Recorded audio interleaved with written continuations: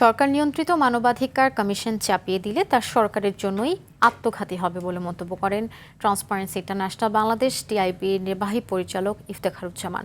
রাজধানীর ধানমন্ডিতে টিআইবি কার্যালয়ে এক অনুষ্ঠানে তিনি এ মন্তব্য করেন। সরকারের ভেতরে পরিবর্তন বিরোধী শক্তি সক্রিয় বলে সতর্ক করে তিনি বলেন, ৩১ দফা রাষ্ট্র সংস্কার কর্মসূচি, নির্বাচনী ইশতেহার ও জুলাই সনদ পালনের যে অঙ্গীকার বিএনপি করেছে তা বাস্তবায়ন করলে সরকারের নিয়ন্ত্রণ মুখ একটি স্বাধীন জাতীয় মানবাধিকার কমিশন গঠন করা সম্ভব। ইয়ার বাদলের রিপোর্টে থাকছে বিস্তারিত।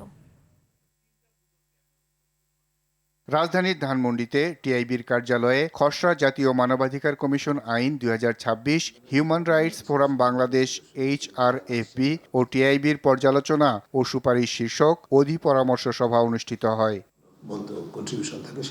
জাতীয় মানবাধিকার কমিশনের খসড়া আইন পর্যালোচনা করে ১৯টি সুপারিশ তুলে ধরে ডক্টর ইফতেখারুজ্জামান বলেন, এ প্রস্তাব বাস্তবায়িত না হলে সরকার প্রমাণ করবে যে স্বাধীন ও কার্যকর মানবাধিকার কমিশন প্রতিষ্ঠায় তাদের সদিচ্ছা নেই। আমরা মনে করি যে এই প্রস্তাবনাগুলো যদি মানা না হয় তাহলে দুইটা জিনিস হবে। তাহলে সরকার প্রমাণ করবে যে বা প্রকারান্তরে সংসদও, কারণ আইনটা সংসদে পাস হবে, যে সরকার বা জাতীয় সংসদ বাংলাদেশে একটা স্বাধীন কার্যকর মানবাধিকার কমিশন হোক সেটা চায় না। তিনি বলেন, সরকার চাইলে স্বাধীন মানবাধিকার কমিশন করা সম্ভব। বলে যে জাতির প্রতি অঙ্গীকার, তাদের ৩১ দফা রাষ্ট্র সংস্কার কর্মসূচি, নির্বাচনী ইশতেহার, জুলাই সনদের প্রতি তাদের যে অক্ষরে অক্ষরে পালন করার যে অঙ্গীকার, সব কিছুর সাথে যদি সামঞ্জস্যপূর্ণ তারা থাকতে চান তাহলে বাংলাদেশে তাদের হাত থেকে এমন একটা জাতীয় মানবাধিকার কমিশন আইন হবে যার উপর ভিত্তি করে বাস্তবে একটা স্বাধীন, নিরপেক্ষ,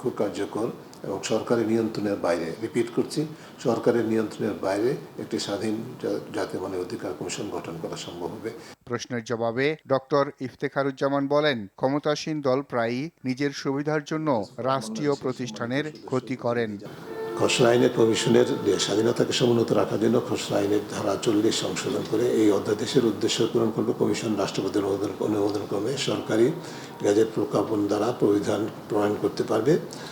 এ সময় আমলাতন্ত্রের সমালোচনা করেন এই নির্বাহী পরিচালক। AR বাদল, RTV, ঢাকা।